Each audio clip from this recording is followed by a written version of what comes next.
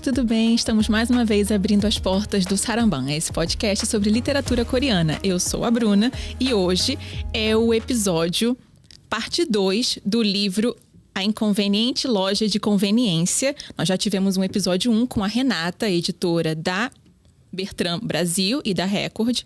E hoje a gente vai então aprofundar nessa obra, trazer aí alguns paralelos e as nossas reflexões, percepções sobre a obra. Então, inevitavelmente vai ter spoiler para quem aí se incomoda com o que vai acontecer com a obra. Então, já fica aí o alerta. Oi, pessoal. Eu sou a Denise. A gente novamente aqui reunidas para falar sobre mais um livro coreano. A gente queria agradecer que esse episódio também tem o apoio da LTI, né? Que é o Instituto de Tradução da Coreia. E também agradecer à editora Record, né, a Bertrand Brasil, que cedeu pra gente esses livros, né, nos presenteou. Maravilhosos. Obrigada. Pedir pro pessoal que segue a gente ou que ainda não segue, ativar o sininho, né, comentar nos nossos posts no Instagram, acompanhar, né, que é sempre legal todas essas trocas e ajuda também o nosso trabalho a crescer. E para quem também ainda não tem o livro, se quiser comprar pelos nossos links do Amazon Afiliados, também ajuda um pouquinho a gente. Eu acho que é principalmente isso. Espero que vocês fiquem com a gente até o final. Vai ser divertido aqui as nossas impressões sobre o livro. Bora lá, né, Bruna? Bora! Então, gente, para começar, vamos fazer uma síntese aí do enredo. Claro que a gente vai entrar muito, mas só para quem tá chegando agora e, enfim, não leu o livro. A Inconveniente Loja de Conveniência conta aí a história... Bom, se encaixa dentro do gênero ficção de cura. Então, vai ter aí uma pegada mais reflexiva, vai suscitar aí um pouco mais você olhar para você mesmo, para a sua vida, etc. E acompanhe, então, a história do Toko, que ele é um morador de rua, com uma história de vida misteriosa. Nem ele sabe, né, sobre essa história dele, o passado dele. E aí, ele acaba indo trabalhar na loja de conveniência Always, cuja dona é a senhora Yeon, né? E, bom, e aí ele vai conhecer várias pessoas, vários clientes e vai, de certa forma, ajudar, passar pela vida deles, dando conselhos, mudando alguma questão na trajetória da vida deles. E é basicamente isso. E no final a gente vai descobrir também um pouquinho mais sobre esse personagem e o passado dele. Pronto. Falando um pouquinho sobre a questão do gênero, né, Healing Fiction, eu acho que esse aqui é um pouquinho diferente, né, porque não pela questão do cenário, porque pra gente, brasileiro, pode parecer um pouco confuso, né, porque não remete pra gente a loja de conveniência a um ambiente de aconchego, de conforto, né, essas sensações que a gente tá acostumado a ver outros livros de Healing Fiction, né? Sim. Mas pro público coreano, totalmente, gente. Na Coreia, tudo acontece numa loja de conveniência. Faz parte muito intrínseca do dia a dia. E realmente, assim, quando você mais precisa, tem uma. Então, com certeza, é uma sensação de quentinho no coração. Sim. Sabe? Total.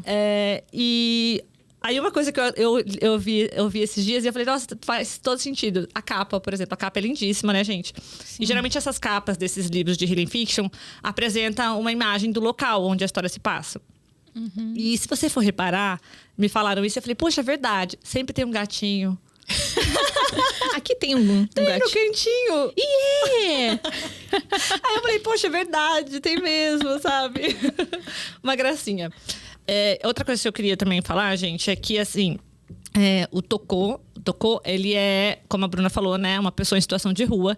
Então, assim, tem essa questão, né, de nomenclaturas, pessoa em situação de rua, morador de rua, o que é certo e o que não é certo usar. Então, desde já a gente pede desculpa se a gente escorregar em algum momento na nossa forma de falar a respeito, né? Todo mundo aqui aprendendo, né? E isso. Todo dia é uma nova construção. E claro que se você é versado ou sabe um pouco mais sobre esse assunto e quiser comentar com a gente depois, em off, seja em um comentário ou na DM, vai ser ótimo. A gente sempre gosta de aprender mais, né? Pelo que eu pesquisei, a questão, o adequado é chamar pessoa em situação de rua mesmo. Sim. Porque é uma condição transitória, né? A pessoa não está morando na rua porque ela escolheu aquele lar, né? Que não é um lar. É porque ela não tem outra alternativa, então é uma situação transitória. E aí, quando você coloca morar, significa mais como algo permanente, uma escolha ou permanência. Entendi. Sabe? Então, mas assim, é força do hábito, né? Então, às vezes, é difícil a gente falar diferente. Sim. Então, também tem sem teto, né? Tem várias questões. Várias questões, assim, que às vezes a gente acaba usando. Verdade. Mas então aí, perdoa caso... aconteça. Haja esses deslizamentos. Mas uma coisa que a gente comentou com a Renata e acho interessante a gente colocar aqui também antes de entrar na obra é porque esse boom agora, né? Tá saindo várias matérias, vários posts sobre a ficção de cura e por que ela tá tão em alta, Japão, Coreia, né? Títulos vindo agora em 2024 também. E acho que é interessante a gente pensar no gênero em si como um gênero que chama pessoas que estão precisando de alguma ajuda, algum acolhimento, algum abraço, seja porque estão passando por uma transição na vida, por alguma mudança ou por algum momento difícil mesmo, né? E quem que não está passando por isso, né? Então, acho que o mercado viu que isso é muito interessante.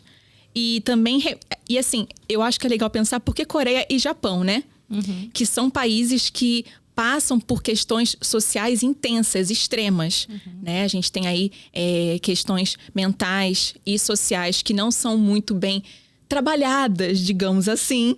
E as pessoas ficam meio que enclausuradas, querendo esse abraço que nunca vem, né? Então, faz muito sentido ter esses dois países no top aí de vendas. Claro que tem outros países também, mas esses dois são os tops em vendas desse gênero, né? Não só venda como produção, né? Exato. Então, eu acho que, assim, um pouco assim, da minha percepção, não sei, não fui pesquisar a fundo, mas eu acho que tem um pouco a ver com essa questão de que esses países, eles vêm de uma base confucionista, né? No caso da Coreia, neoconfucionista, que tem preferência por essa questão do coletivismo, ou seja, as pessoas não são olhadas individualmente e, assim, qual o seu sofrimento. Você é sempre ensinado a suprimir, né? Tipo, se reprimir tudo aquilo que você sente de negativo, porque você não pode desestabilizar o todo. Sim. Certo? Então, são países que estão muito acostumados a viver dessa forma, assim, do grupo e não olhar para o próprio indivíduo. Mas a gente está chegando num ponto, e aí essas obras costumam tratar muito disso, da questão do impacto do capitalismo na vida de todo mundo. Verdade. E que acaba causando muito sofrimento, né? E começam a surgir esses questionamentos do indivíduo.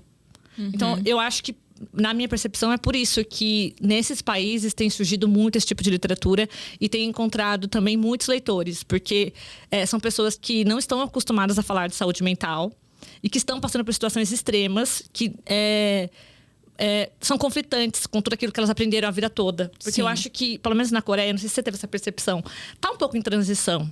As pessoas estão querendo, tipo, deixar pra lá, deixar de lado essas bases tradicionais, né? Sim. Tá um pouco em transição. Então, é lógico que isso deixa todo mundo um pouco desorientado, né? Sim. O que eu percebo também, falando de Coreia, né? Que é o que a gente estuda mais e tal, eu sinto que houve esse passado de muito sacrifício em nome de um todo, da nação, país. Então, aí a gente tem os avós agora, os pais que fizeram um sacrifício danado e vão passar isso para os filhos. Sendo que a sociedade é outra e as questões psicológicas estão aflorando, as pessoas estão falando mais sobre. Então, não tem como você pensar só no todo enquanto cada parte está toda danificada, né? Sim. E então, para complementar isso, eu aproveito um trecho da matéria do O Globo que saiu dia 13 de abril, então sábado, foi um sábado. E tem vários, é uma matéria muito boa sobre sobre a ficção de cura, Healing Fiction. E tem um trecho da autora desse lançamento, A Incrível Lavanderia dos Corações, que é a Yoon Jong-un, né? Isso. E aí ela fala o seguinte, a tradução foi do Luiz Girão, inclusive. Ela fala o seguinte, por que tá tendo esse boom, né, nesses países, Japão, Coreia, por exemplo? As gerações passadas de coreanos, em específico, habituaram-se a viver suas vidas lutando pelo bem da nação como um todo e da sociedade, relegando os cuidados de seus corações a um segundo plano. Então, o indivíduo para lá. Estamos aprendendo a conviver com depressão, síndrome de pânico, ansiedade e compulsões em meio a um clima social altamente competitivo, Coreia. As doenças mentais são doenças sociais. Então, acredito que essas histórias, bem como as demais artes, desempenham um papel no tratamento dessas enfermidades. Então, super se encaixa com esse momento, com que os coreanos e o mundo está clamando, né? Precisamos de conforto, precisamos de cura, né? Abraço. Enfim. E não raro a gente vê, não só nas histórias, né, nos livros, mas também em outros tipos de produções audiovisuais, né, nos dramas coreanos, por exemplo, as pessoas, quando estão passando por um momento, assim, super delicado, muita pressão, muita ansiedade, tristeza, tudo isso, indo até uma loja de conveniência, sentando naquelas mesinhas lá fora, sim, tomando uma cervejinha, né? Soju, uma cerveja, sim. Porque é o que os coreanos fazem, gente. E é o que nós, estrangeiros, fazemos quando estamos lá também. É uma delícia, é. Então, acaba sendo esse lugar, né, de desafogar as mágoas, né? Uhum, sim. Ai, beleza, então, ótima contextualização. Vamos, então, ao próprio... Ao livro? Só uma coisinha que eu lembrei da questão também ainda das lojas de conveniência. Sim. Que aparentemente parece que é tudo igual, mas não é, viu, gente? Verdade. Existem várias cadeias, né, de lojas de conveniências, né? Aqui a gente vê que nesse livro ele colocou essa Always, né, que é fictícia, mas no final tem um agradecimento à GS 25, né? Porque é o mesmo modelo. Então, assim, a gente vê que ele deve ter consultado pessoas da GS para escrever o livro. Mas tem a grande concorrente, acho que é a CU, né, que é bem famosa lá do TikTok, né, gente? Porque a brasileiro quinta série não pode ver esse nome, né? CU. Ai. E é interessante você pensar que até no livro aqui ela fala em algum momento que ela não faz muito evento, né? Não faz muito evento, porque isso é um grande diferencial das lojas. Cada uma tem os seus eventos promocionais, as parcerias com artistas. Por exemplo, eu lembro, logo quando a gente foi pra lá, tinha acabado de passar aquele drama 25-21. E aí tinha o pão, que a personagem protagonista comia.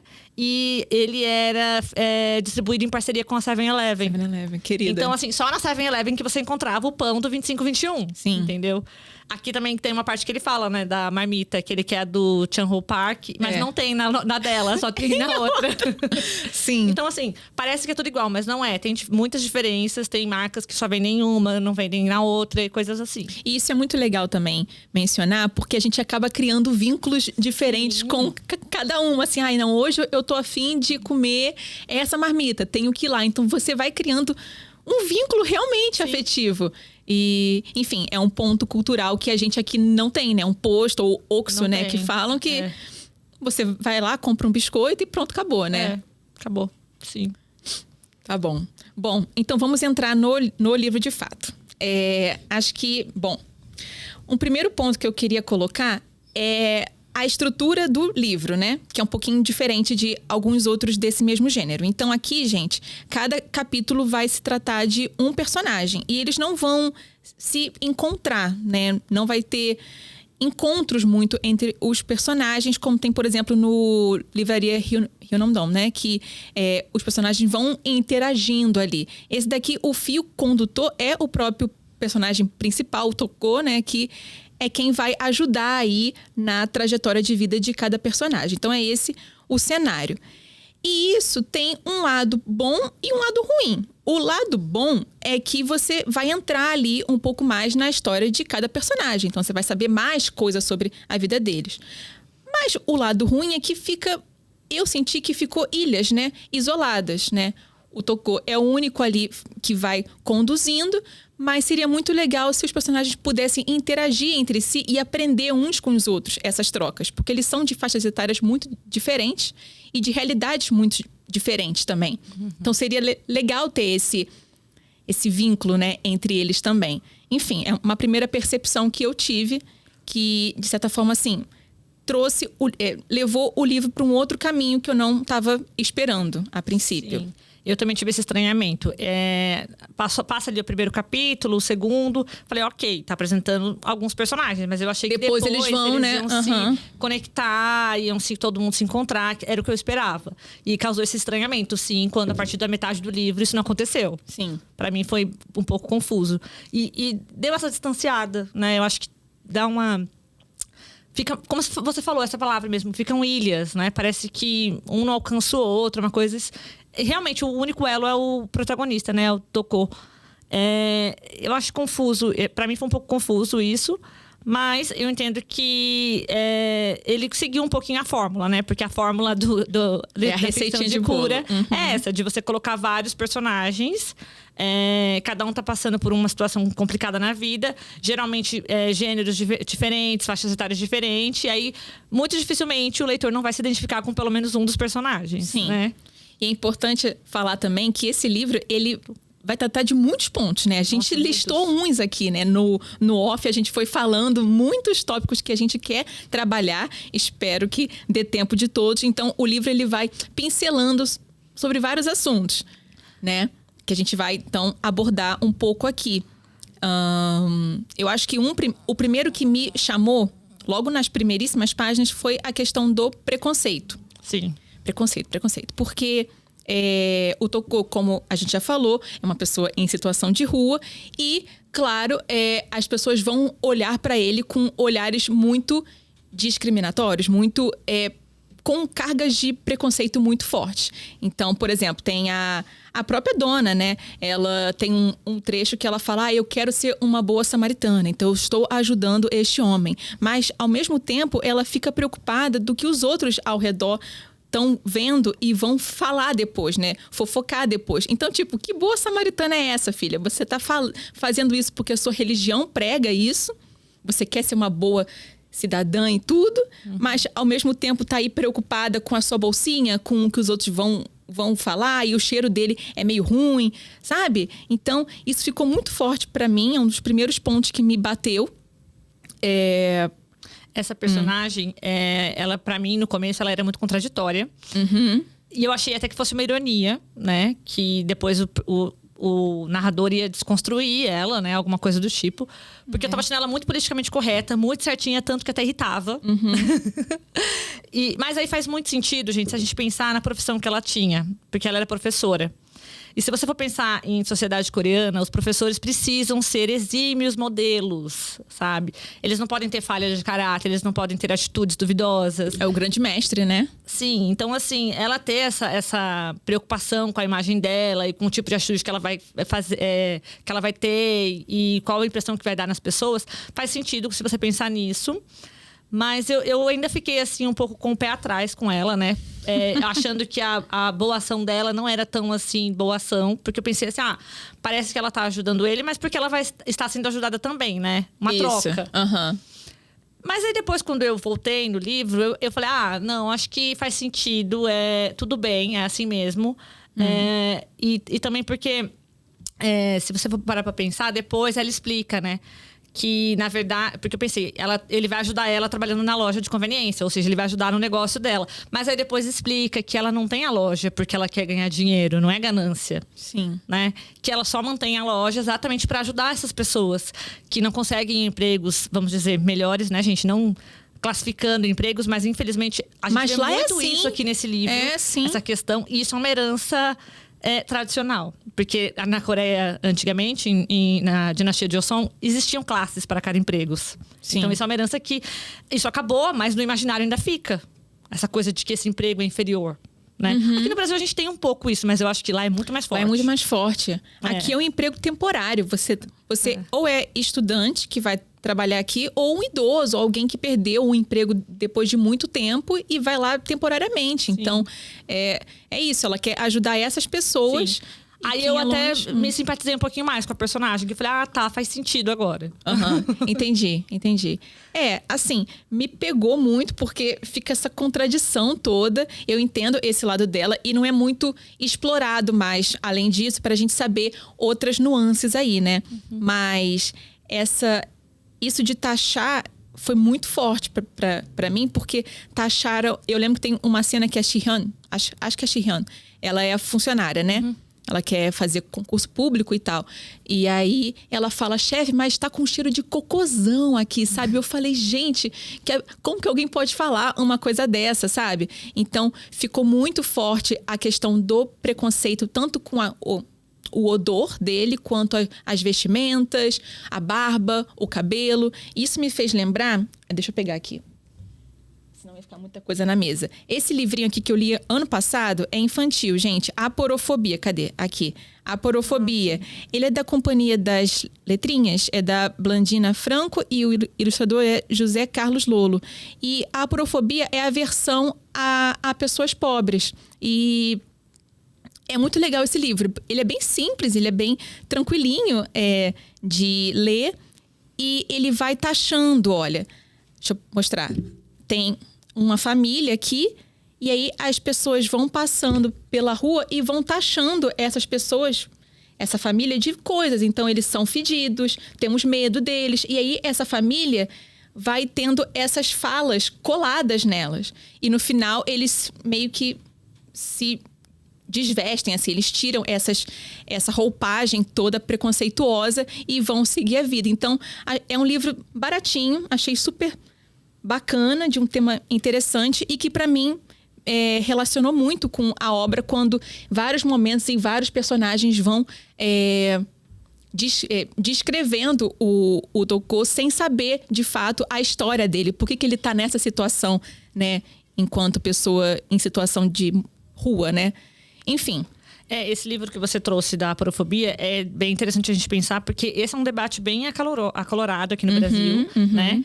Tem aquele padre, que agora eu esqueci o nome do padre, gente. Desculpe, mas... tem também... Que né, advoga bastante pelos direitos das pessoas em situação de rua. Eu esqueci também o nome dele. E também, algum tempo atrás, teve bastante debate sobre a questão da arquitetura hostil, né? Que são as construções em que já são pensadas para evitar que pessoas em situação de rua fiquem ali. Né? Que são as pragas, né? Que é isso. É para que essas pessoas não fiquem, que ninguém quer você por perto, né? Sim. Mas assim, acho que o que pode ficar de paralelo fora essa questão da aporofobia é isso, de você taxar o outro sem você querer saber a história dele. Sem você querer sentar e conversar. Me conta sobre você, sabe? Acho que isso ficou forte. Isso que você falou agora, sem querer saber a história, me leva a um ponto que me desagradou um pouquinho no final. Tá, vamos lá. Quando a gente falar depois, né, do desfecho, espero que eu lembre disso. Ah, sim, tá bom. Entendeu? Porque eu acho que tem essa questão, né? Ser humano é ser humano. Acho que não importa muito qual é a história da pessoa, sabe? Deveria ser assim, né? É claro que a gente é todo cheio de preconceitos e a gente vai julgar. Entendi. Não deveria, mas a gente vai julgar. Com certeza. Mas foi uma coisa que me deixou um pouco incomodada no final, né? Tá bom. Eu vou tentar te lembrar disso. Depois. Tá bom. Prossigamos. Sim. Bom, algum ponto que você queira tocar? Olha, eu anotei alguns, né? Porque eu acho que... Mas, assim, são mais, assim... eu anotei um pouquinho sobre cada episódio, né? Cada capítulo, né? Parece até um episódio, gente. Realmente. Parece que tá assistindo uma série. Cada episódio trata de uma situação. Desfecho, acabou. Resolução, feito. Aí eu anotei mais ou menos o que cada episódio fala, né? Sobre os personagens. Boa, tá bom. O primeiro dá uma apresentada na senhora Yon, né? E aí então fala sobre o preconceito. Esse é o principal, sobre como ela quer ser uma pessoa boa, mas ela precisa se livrar de preconceitos para realizar boas ações. Foi isso que ficou para mim de mensagem desse primeiro capítulo. Certo. E aí depois o segundo, que é o da Shihyun, né? Tem várias situações ali, né? Acho que não dá pra você também dizer que cada capítulo fala de uma coisa só, né? Mas nesse capítulo dela fala bastante sobre essa questão das hierarquias de trabalho, né? De empregos, subempregos, sobre a questão da competitividade, dela tentando esse lugar, né, no serviço público, porque é um serviço que gera status, né? Mas, ao mesmo tempo, uma coisa que me chamou muita atenção no capítulo dela foram duas. Sobre a personalidade dela. Porque ela fala que ela é tímida e que ela não queria ser uma pessoa que aparece muito e proativa e coisas do tipo. Só que a sociedade coreana impõe muito isso. Você não pode ser tímido, é quase que um crime, sabe? Porque aí você vai ficar excluído, lembra? Quando a gente tava lá, o pessoal falava muito isso. Aí você vê as pessoas assim, agonizando, porque eu sou tímido, mas eu tenho que falar, sabe? Eu tenho que me enturmar, eu sou obrigado, porque senão eu vou ficar pra trás. E isso só piora, porque alguns são realmente muito fechados, porque ficam nesse duelo interno, né? E aí isso ficou pra mim bem forte. E Acho que é no capítulo dela que fala também de Insam, né? Dos clientes que são folgados, intransigentes, assim, que o cliente pensa que ele sempre tem a razão e pronto, e você, funcionário, não vale nada, você é obrigado a se humilhar para entregar aquilo que ele quer. E isso me fez lembrar também essa questão das hierarquias de trabalho, né? Porque a classe que era servente, subservente no passado, eles ainda estavam meio encurtido, né? No imaginário. Com certeza, sim. E aí tem essa coisa assim de... lá na Coreia também tem a questão do sobsu, né? Que é a cortesia, vamos dizer. Então, muitas vezes, assim, se você vai num lugar... tem clientes, esses chatos, mas que, na verdade, é mal intencionado. Ele começa a dar uma causada para ver se ganha alguma cortesia. Sabe? Então, são problemas bem complicados, né? Sim. Da sociedade. São esses clientes que são abusados, né? Que acham que são superiores a quem tá ali trabalhando, né? Sim. Sobre a Shihyun ainda, né? Ela, acho que tem 28 anos, está quase na casa dos 30 e está aí estudando para prestar o concurso público para ver se sobe aí, né, naquela escadinha social coreana. E aí ela vê 3 universitários, você lembra disso? Lembro, nossa. Aí ela com uma raiva, né, porque ela tá com 28 anos, terminou a faculdade talvez com uns 24, por aí. Então ela tá estagnada na vida, né? E ela fala assim... mentalmente, assim que vocês se formarem, ficarão iguais a mim, recebendo um salário mínimo enquanto estudam para algum concurso ou para alguma especialização. Pensar nisso a lembrou de que estava ficando velha e o que a deprimiu. Então, essa crítica social realmente de que, olha, você vai acabar a universidade, isso não vai ser tudo, vai ter que estudar mais para você crescer e tem que ser rápido, porque senão você vai ficar que nem eu, nesse estado deprimente. Então, tem essas criticazinhas, né, sutis ali. Muito, mas assim, uma coisa que me incomodou um pouco, e aí você vê o quanto a pessoa adoece, né? Quanto a pessoa vai ficando amarga. Porque acho que um pouquinho antes disso, algum trecho, ela meio que até se regozija que daqui a pouco vocês vão estar ferrada também. Mais ou menos por aí, sabe? Sim. Ai, gente, que triste, né? Você pensar que é tão competitivo que você tá torcendo pra que outra pessoa não se sobressaia, pra ela não mostrar o quanto você é inferior, digamos assim. E é um ciclo que não para, né? É muito triste. Essa questão do ciclo vai aparecer em outros personagens também. Que a gente pode entrar depois, né? Personagens que trabalham e aí não tem tempo com a família. Nossa, acho que é o Kyung-san, né? Kyung-man. Isso. Então ele tem um trabalho, aí ele não consegue ficar com a família, então as filhas se afastam, ele tem que trabalhar e fica esse círculo vicioso que não para. Né? Uma máquina que te engole ali. E outra questão que tá presente em todos os personagens, eu acho, se eu não me engano, essa questão do etarismo. Porque todo mundo tá sempre preocupado que tá velho. Ela está velha para conseguir um emprego bom. O Kyung-man tá velho para conseguir outro emprego. Então ele tem que aceitar aquele que ele tem, que deixa ele insatisfeito, que deixa ele cansado, que faz ele se afastar da família, né? A escritora, a roteirista também, ela precisa criar uma grande obra-prima porque ela tá com prazo de validade, vamos dizer. Aí, e por fim, a grande história final, que é a do Kwak, né? Que realmente tem essa conotação de prazo de validade, né? Que é o idoso que tá precisa de aposentadoria e que não tem mais utilidade para a sociedade. Então você entra muito nessas questões de produtivismo, né? Que estão muito atreladas ao capitalismo, que é o que a gente falou, né? Sobre os impactos do capitalismo na vida de todo mundo. Sim, que é um tema que é muito recorrente, né? Parece que está em todos os livros, assim, esse tema. E, afinal de contas, é o que realmente move aí essas questões sociais todas, né? E psicológicas também. E sobre esse detetive Kang, acho que é Kang, Kwak, sei lá, enfim. O último lá, né? Ele já é um idoso, tá ali ainda trabalhando enquanto detetive, mas vê que a visão já não tá legal, né? Aquelas percepções que ele antes tinha já não estão mais ali. E aí ele acaba depois trabalhando, né, na loja de conveniência. Então, a loja enquanto também um espaço acolhedor para essas pessoas que já não se encaixam mais, já perderam ali esse prazo. E aí vão, então, trabalhar nessa loja. O que também é muito estranho, assim, aqui... Sei lá, eu ficava muito bolada quando eu via idosos trabalhando até muito depois, sabe? Porque você via que já estava doloroso, difícil, mas tinham que trabalhar com certeza para poder pagar a aposentadoria, para poder sobreviver, né? Isso é uma coisa que me pegou muito enquanto eu estava lá, e também lendo eu fiquei... E que isso está atrelado a essa questão dessa transição, né? Para mudança, né? Das questões de valores tradicionais. Porque antigamente os filhos tinham essa missão de cuidar dos pais, de cuidar dos ancestrais. Sim. E hoje em dia, cada vez mais os filhos estão individualistas. Então, eles não estão... ou não só tão individualistas, como também a própria questão, né, de ter que cuidar de si próprio primeiro, vamos dizer assim, ter que sobreviver. A competitividade é tão grande que não resta tempo para ter essa piedade filial, entendeu? Vamos dizer assim. E aí, inclusive, eu estava lendo algumas matérias sobre a questão, né, das pessoas em situação de rua na Coreia. Eu achei bem interessante ver que alguns estudos dizem que lá a maioria das pessoas tem uma percepção de que as pessoas em situação de rua não estão nessa situação porque querem e conseguem enxergar isso como um problema social e econômico, né? Que isso é o problema do sistema.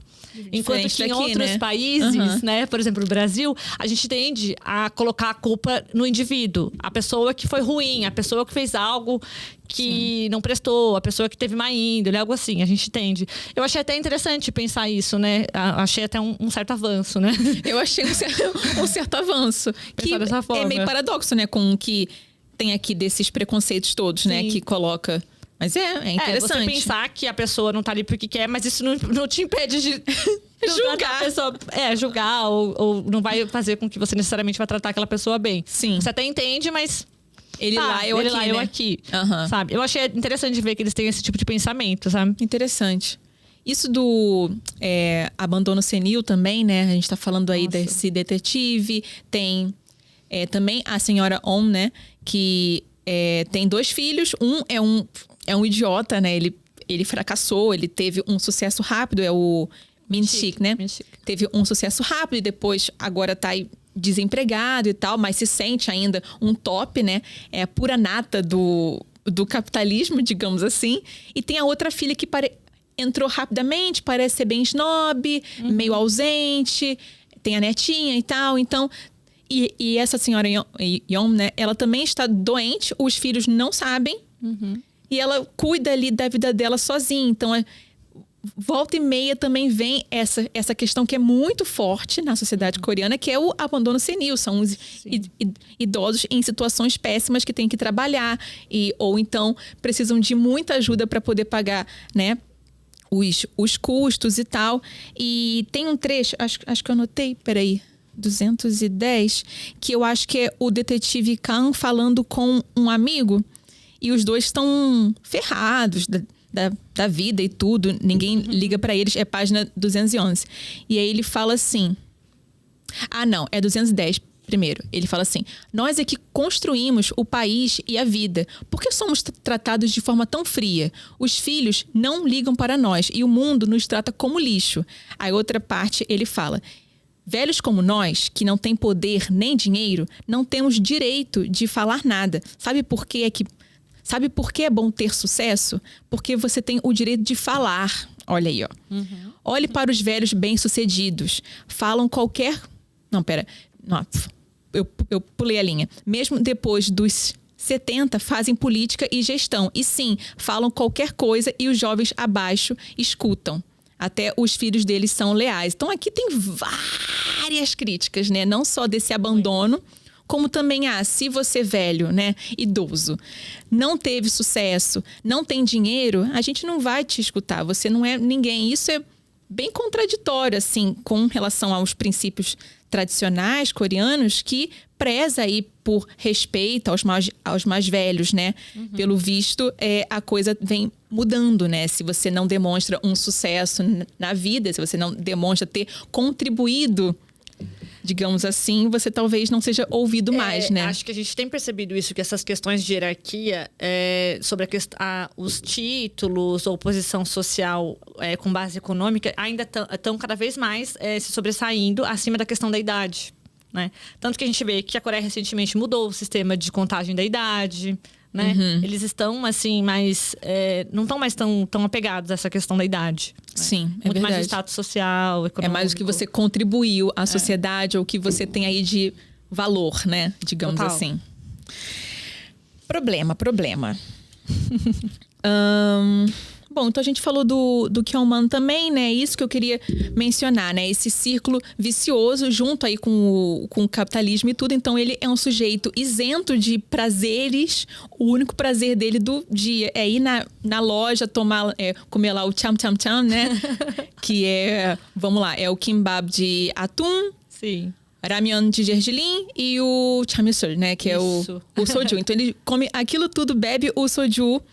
E é o prazer dele diário, sabe? Então isso é muito triste. Ele não pode parar o trabalho porque senão a família não se sustenta e as filhas vão entrar no ensino médio. Então elas precisam de mais dinheiro para Hakuan, né? Para cursinho e tudo.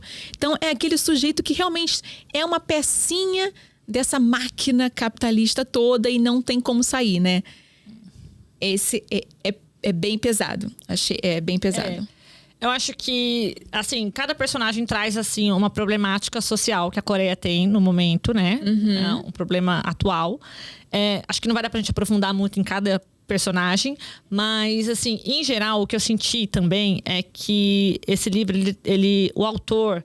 Lembra que até a Renata falou que ela tem essa percepção de que a ficção de cura ela é escrita com a intenção de inspirar, né? Sim. De ter alguma certa... De ter uma função, vamos dizer. Não é puramente por escrever uma história. Não que toda literatura não seja política, né? Não tenha, né, certos fins para fazer você refletir, né? E remexer um pouco. Mas eu sinto que nesse livro em específico, o autor ele escolheu a dedo problemas e tentou trazer soluções, né? E aí eu acho que, inclusive, isso que ficou um pouco confuso, porque às vezes as soluções são muito simples, são muito fáceis de serem alcançadas.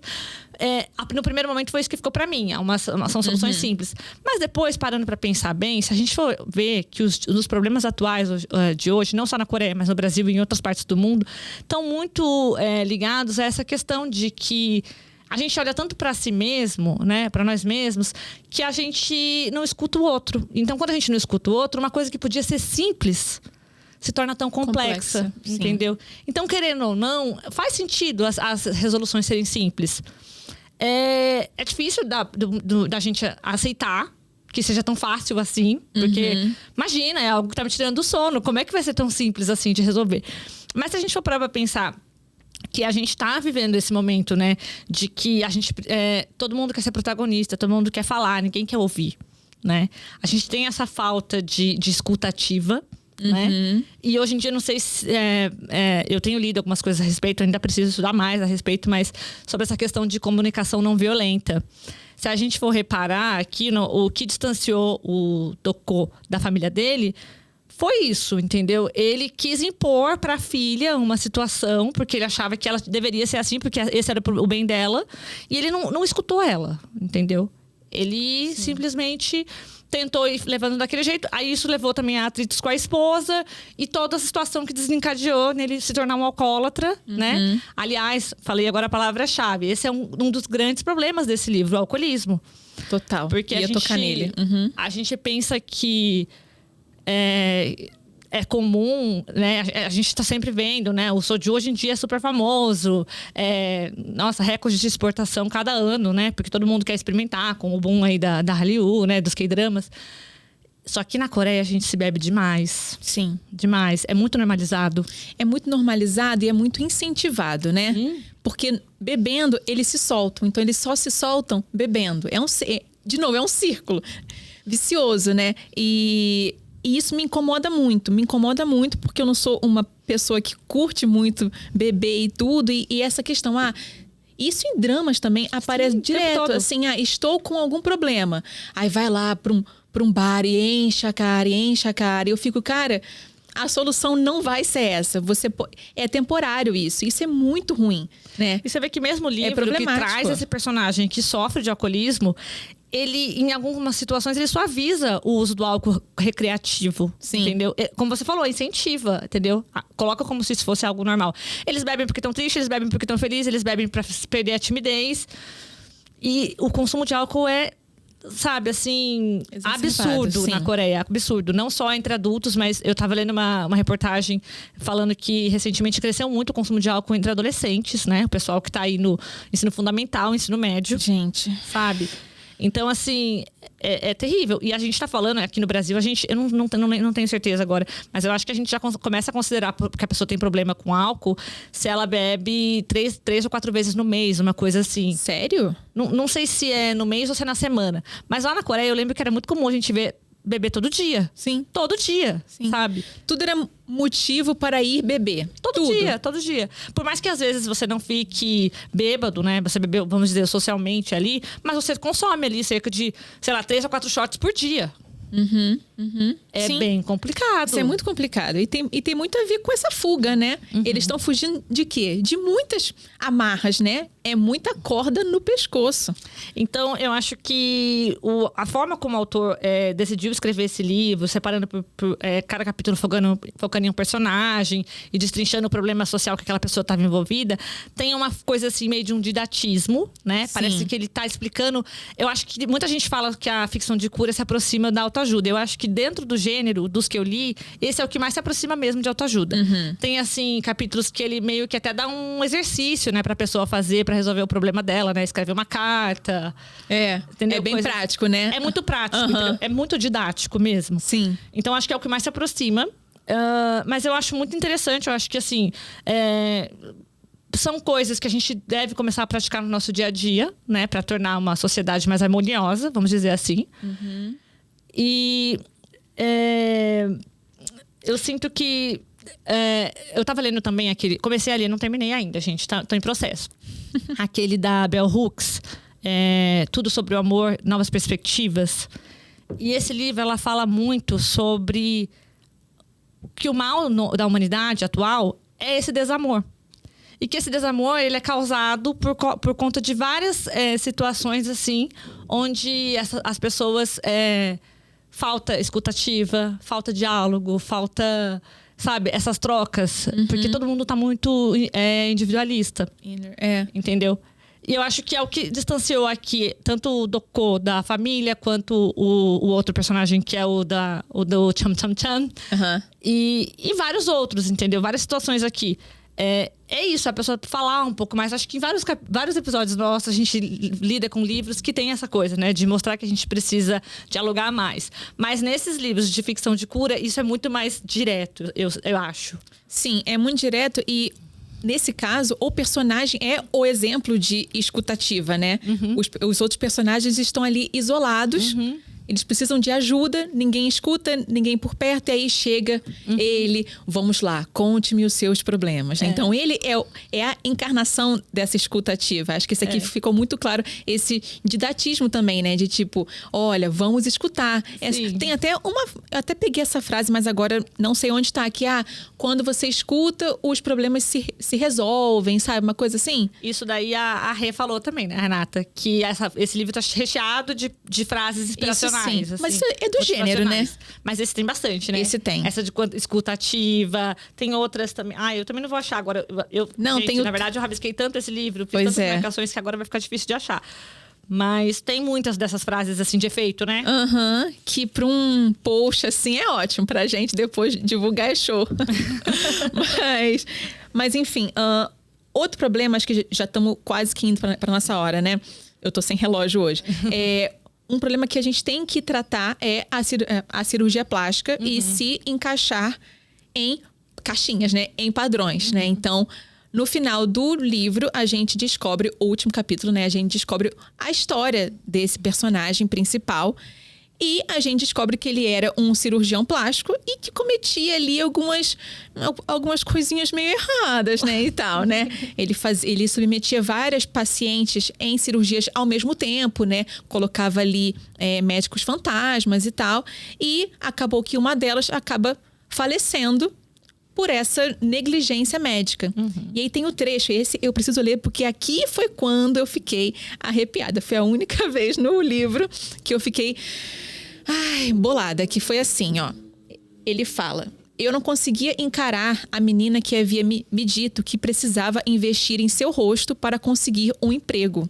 que tinha trabalhado durante a faculdade inteira para poder pagar por procedimentos estéticos.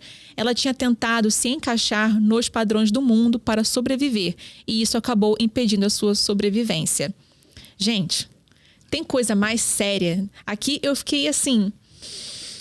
Eu já conheço esse problema, já sei dele, mas vendo ali, né, um personagem que, por uma negligência médica, acaba falecendo por uma tentativa de conseguir emprego, de se encaixar em padrões artificiais, sociais, é muito forte. E tem vários produtos culturais que falam disso, né? Podemos falar aí de Mask Girl, que é um K-drama, Netflix. Lookism, que é outro maravilhoso, baseado em webtoon. E outra coisa que me pegou é esse endeusamento dos médicos, né? Então, já que você precisa de cirurgias para se encaixar, quem que vai te dar esse poder? O médico, o cirurgião, o grande Deus, né? Então fica esse endeusamento e é claro que eles surfam muito nessa onda, né? Isso é muito, muito problemático, você endeusar, colocar em um patamar superior, né? Profissionais que estão ali seguindo uma onda que a sociedade coloca e vão ter que se encaixar nisso para desempenhar aí. Não que eles vão ter que se encaixar, eles se encaixam nessa onda social para promover ainda mais essa onda social, sabe? E é muito bizarro isso. E foi a parte que mais me marcou desse livro. E aí, entrando nessa parte, tem duas coisas que eu acho que é legal falar. Que isso é um diferencial desse livro na questão do gênero hidden fiction, porque ele coloca esse suspense, né? Que não existe muito em outros livros do gênero. Sim. Tem sempre esse suspense desde o começo de quem é o protagonista. E aí tem esse clímax, assim, que inclusive eu achei um pouco abrupto. De repente, demais. No final, ele revela tudo isso. Não, e ele descobre muito rápido tudo. Sim. Né? Mas enfim, prossiga. E assim, isso voltando ao que eu tinha falado sobre o desfecho, isso é uma coisa que me incomodou um pouco, porque assim, em vários pedaços do livro, quando ele interage com os outros personagens, as pessoas apontam que ele é muito educado, que ele parece ser uma pessoa muito inteligente, que ele isso, que ela... E começam a supor que ele deve ser alguém importante. E aí a gente entra de novo na questão de hierarquias das profissões. Porque aí no final revela que sim, olha, tá vendo? Você não deu importância pra ele ser um morador de rua, mas ele era um grande médico cirurgião plástico, entendeu? Ele, tá vendo? Você não olhou pra ele com respeito, mas agora que ele recuperou a memória, olha quem ele é, entendeu? Ele tá acima de você. Então, assim, isso foi uma coisa que me incomodou um pouquinho. Eu acho que eu teria gostado mais se ele não fosse uma pessoa que tivesse um status social tão elevado. Se ele fosse um funcionário mais de uma empresa, alguma coisa assim, mas fosse essa pessoa bondosa, essa pessoa que tem uma escuta ativa, essa pessoa que dialoga, que quer o bem do próximo, que é educado. Eu teria gostado mais. Porque acaba... né, intrinsecamente ali relacionando. A pessoa tem um bom tem uma boa escuta. Por quê? Porque ela é uma cirurgiã, porque ela é estudada, é versada. Eu acho que reforça, entendeu? Esses padrões, essas coisas que eles lutam tanto pra conseguir, porque até o protagonista fala, né, quando ele recupera a memória, que ele nasceu, né, numa família pobre. Então, ele sempre buscou essa ascensão social. Ele sempre foi ambicioso. Porque era a única maneira dele de ser alguém, né, na vida. E aí, depois tem essa coisa contraditória, né? Dele não se tornar uma pessoa em situação de rua e, vamos dizer assim, né, no popular, um Zé Ninguém, como diriam, né? Sim. Então, tem esse contraste. Mas eu acho que eu acharia mais legal se ele fosse uma pessoa mais comum. Entendi. Sabe? Sem esse endeusamento todo que colocam. É verdade. Mas aí eu acho que eu entendi um pouco essa pegada dele colocar essa profissão pro desfecho que o livro tem. Porque aí o livro entra na questão da pandemia. Também por causa da questão da cirurgia plástica, que é uma situação muito recorrente na Coreia. Mas o livro, nesse finalzinho, ele começa a chegar na época da pandemia. Isso. Então aí o desfecho é ele usar, né, toda a habilidade dele, né, como médico, para ajudar as pessoas. Sim. Aí tem um grande desfecho, né? É uma reconciliação com ele mesmo, né? Que ele mesmo maltratou tanto, né, as pacientes dele, a ponto de uma morrer, e agora ele vai ajudar, né? Então, é o que a Renata também falou, né? É um livro que tem as segundas chances, né? Ele vai ter ali uma segunda chance para poder reparar os erros dele do passado, né? Sim. E como também a Rê falou, tem essa questão da culpa, né? que estão presentes em todos os livros desse gênero. Sim. E sim, gente, a culpa eu acho que é o grande ladrão da felicidade, né? Sim. Quanto mais a gente se culpa, mais a gente não segue em frente, né? E eu acho que isso eu gostei também do final, de ter feito ele entender que errou. Ok, mas você tá vivo, então comece a acertar agora, entendeu? Você não precisa se afundar de vez porque você cometeu um erro. E eu acho que isso, a maioria de todo mundo precisa ouvir, né? Porque isso é a vida, gente. É altos e baixos. A gente vai tentando melhorar. Mas reconhecer, às vezes né? Não acerta, às vezes dá errado. Sim. Entendeu? E pronto. Somos humanos, né? Aí o que eu acho interessante também é porque pincelou bem rapidamente, né, essa questão da pandemia, mas deu para situar bastante, né? E um problema bem grave também da Coreia, que é falado de forma meio indireta, né, no personagem do Do-ko, é que ele, quando ele foi trabalhar na loja de conveniência, ele decidiu que seria, tipo assim, o último inverno da vida dele, né? Que ele ia passar um inverno confortável, caloroso, na loja de conveniência. Sim. E depois ele ia procurar, né, uma forma de não existir mais, né? Que é uma situação muito comum na Coreia. Então, eu acho que esse livro traz esse chacoalhão, né? Então, assim, agora indo para os vereditos. Não é um livro que me emocionou muito. Quer dizer, praticamente não emocionou. Mas Sim. eu consigo encontrar as intenções do autor por trás e entendo por que ele emocionou tanta gente. Sim, eu também. Assim, nessa matéria que eu mencionei do O Globo, tem até uma booktalker, talvez. Enfim, ela tem um Instagram sobre livros. E ela fala que o gênero ficção de cura parece que ele tem que dar um match com o seu momento. Então, se você tiver... Ela mesma diz que ela se encaixa muito com esses livros quando ela está passando por algum problema que precisa de uma solução ou está perdendo o seu propósito. Então, os livros se encaixam aí. Não é um tipo que você tem que ler em sequência, devorar todos ao mesmo tempo, porque ele cumpre um propósito muito mais específico do que outros livros de ficção. Agora, o meu veredito li 2 vezes, né? A primeira mais recreativo, a segunda pros episódios, e assim, não me emocionou em quase nada, só essa parte da cirurgia plástica que, assim, foi um trecho que me pegou, porque isso é uma coisa que mexe muito comigo, então eu falei, putz, é uma realidade triste. Mas assim, de um modo geral, também foi muito... Passei, e é o que eu falei já no começo, como os personagens estão isolados, eu não me identifiquei com nenhum deles a ponto de... Nossa, é isso, estou passando por algo parecido, vou então melhorar da seguinte forma. Não, porque são tão isolados que parece que assim, estou abrindo agora esse capítulo sobre tal pessoa, fecho, abro outro. Não criei vínculos, é isso. Né? Então, eu acho que pra mim também. Eu também li 2 vezes. Da primeira vez, eu me incomodei bastante. Da segunda vez, eu já tive uma visão mais... suave, vamos dizer, sobre o livro. Isso é importante falar. A primeira vez que a gente leu foi para o clube de leitura da coreana. Isso. E aí foi um fuzuê aquilo, né? A galera comentou bastante, né? Teve gente que não gostou e tal. Então, eu também fui dessa, tipo, ai, meu Deus, né? Meu Deus, que livro, né? O que eu tiro disso? Mas da segunda vez, já refletindo mais e com um olhar mais assim, vamos pegar... né, os pontos ali do gênero também, entender esse gênero. Então, deu para digerir melhor. E pode-se, assim, a gente vê, né, Amazon... Aqui, eu tô aberto aqui na Isso, Amazon. diga. Tá de 5 estrelas, 4,6. Gente, é um sucesso total, todo mundo gosta. Tem vários comentários aqui sobre o quanto esse livro emocionou, sobre... ter transformado vidas, assim, das pessoas despertarem para alguma situação. A própria Renata falou que fez ela pensar, né, sobre várias coisas da vida dela. Então, acho que, assim, isso que a Bruna falou um pouquinho agora.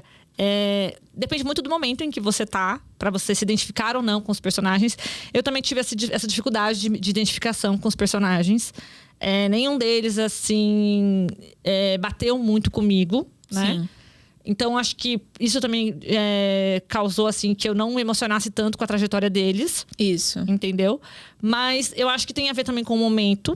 Então, assim, talvez não fosse o momento. Se eu reler esse livro daqui uns meses ou daqui um ano, por aí, posso pensar de outra forma. Posso gostar um pouco mais dele.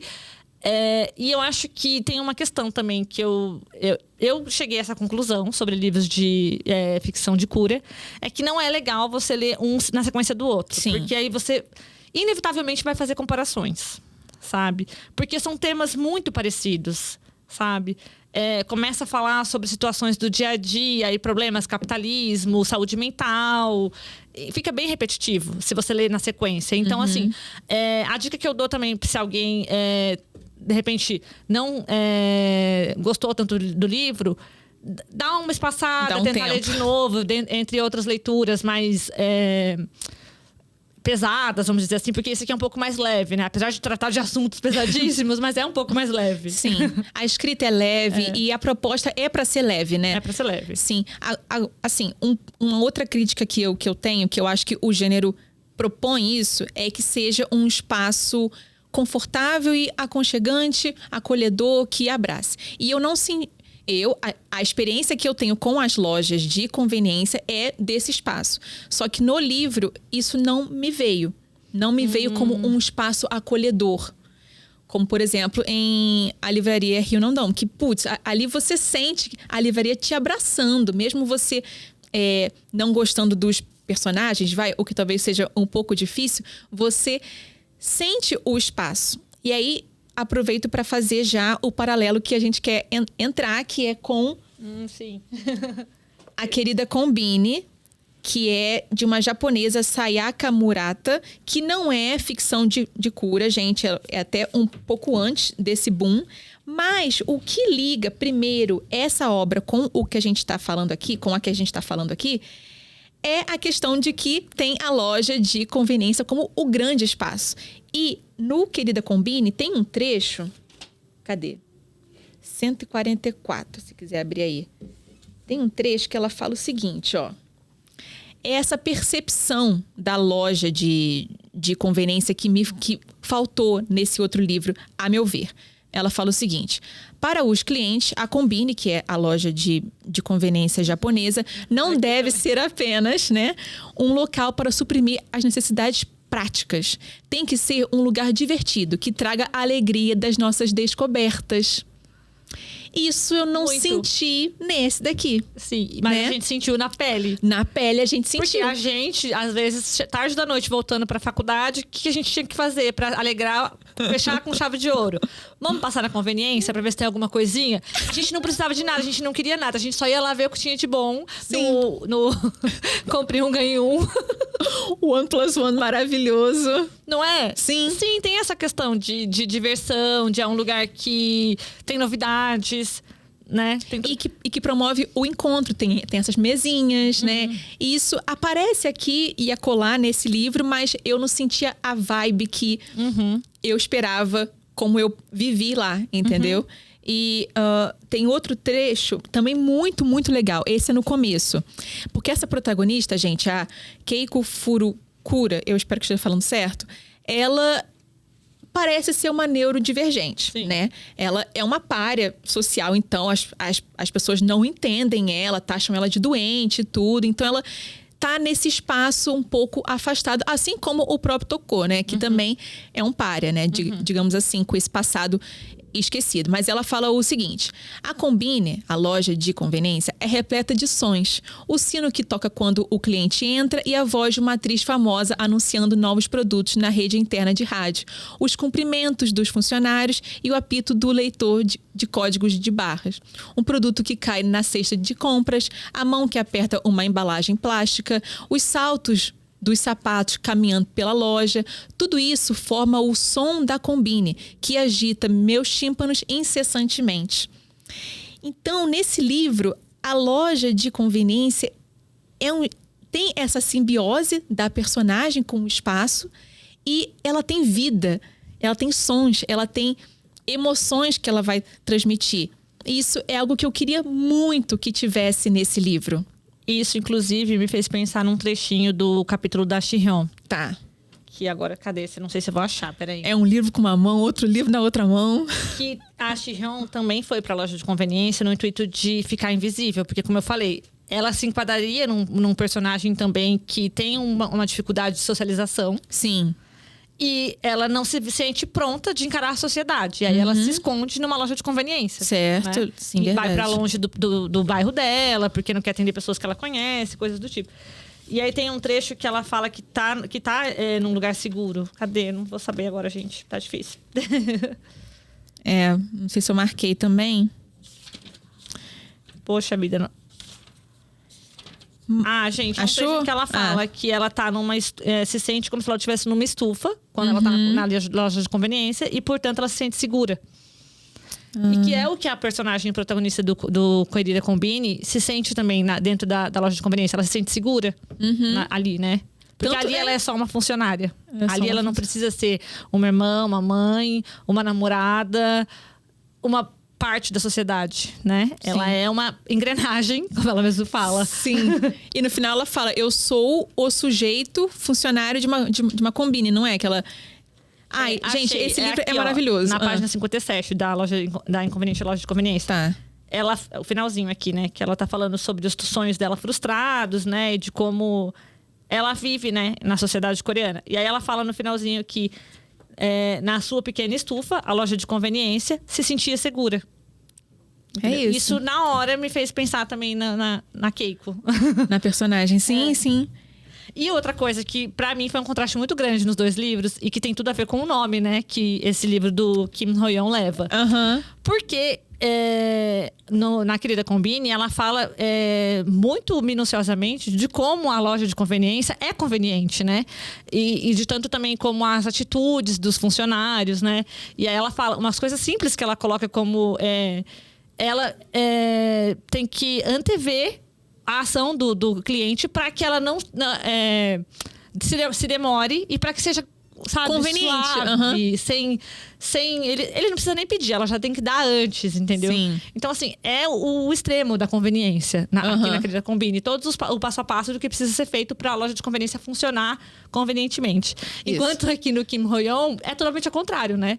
Apesar da Shi-hyun ser uma excelente funcionária, ela treina o Toko e o Toko depois ele faz tudo mais ou menos do jeito dele, gente. Ele aprendeu tudo porque ele é muito inteligente, ele aprendeu todo o funcionamento do sistema, mas ele faz as coisas do jeito dele. Ele é um intrometido, assim como a chefe, né? Eles são dois intrometidos. Então, assim... o cliente chega e ele não faz só a compra dele e vai embora, porque eles se intrometem pra saber o que tá acontecendo, né? Sim. E pra bater papo e coisas assim. Então, assim, vai totalmente na contramão, mas faz todo sentido pro que o autor queria trazer. Né? Sim, e eu acho que é um inconveniente a princípio, né? Porque depois se torna muito conveniente, porque ele vai ajudar essas pessoas, ele vai ouvir, né? Eu achei até interessante fazer esse paralelo, que, por exemplo, aquilo que às vezes pode parecer tão inconveniente pra você, porque você está no automatismo do seu dia a dia, pode, de repente, mudar a sua vida. Sim. Sabe? Então, assim, olhar com um olhar de mais carinho para certas coisas que às vezes incomodam a gente, que de repente pode ser aquilo que você precisava. Você não estava procurando aquilo, porque você está correndo, né? Mas é o que você precisa. Entende? Sim, sim. Assim, e esse funcionamento que você colocou que você mencionou no A Querida Combine, é muito interessante a gente ver, né? Então, meio que os funcionários, eles têm que ser treinados para ler o cliente inteiro. É o olhar, são os gestos, é o movimento corporal. E isso é muito legal. E o Toko aqui, ele tem o seu próprio jeito de ler essas pessoas, né? Ele se mete, ele pergunta, ele quer ouvir.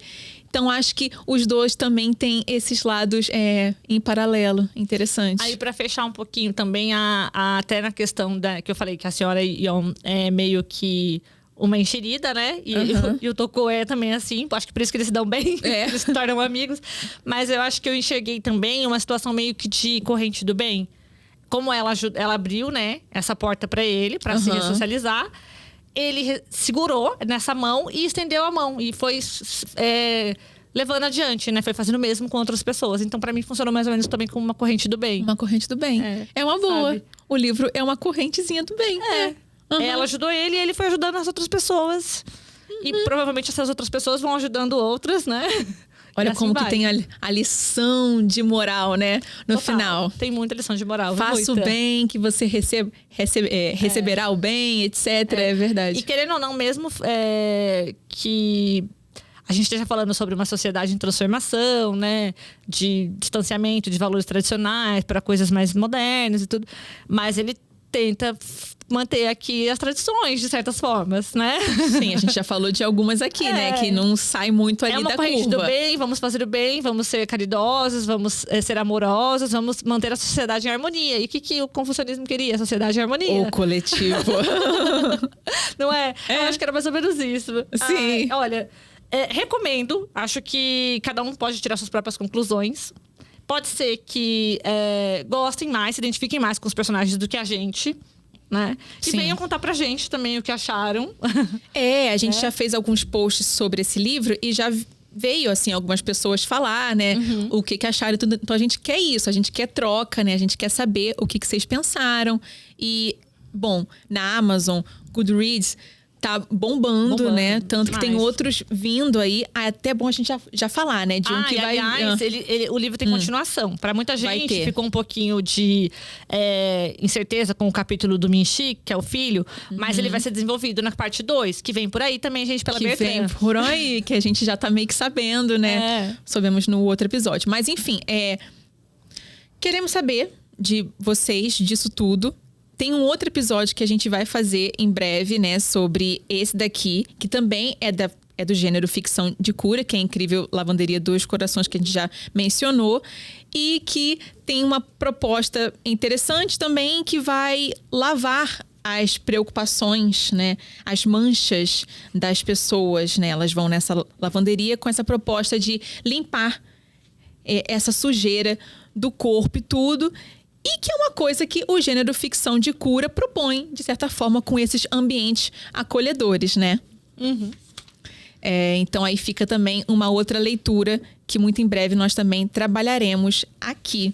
E que total a gente pode fazer o gancho até com o personagem da Inconveniente Loja de Conveniência. Porque ele se afogou na bebida pra esquecer da mágoa, né? Com certeza. Que é o que a incrível Lavanderia dos Corações vai fazer a gente refletir a respeito. Se realmente a gente pode ser feliz se a gente esquecer das mágoas, né? E aí? Vamos descobrir. Vamos descobrir na o leitura. Não foi, gente.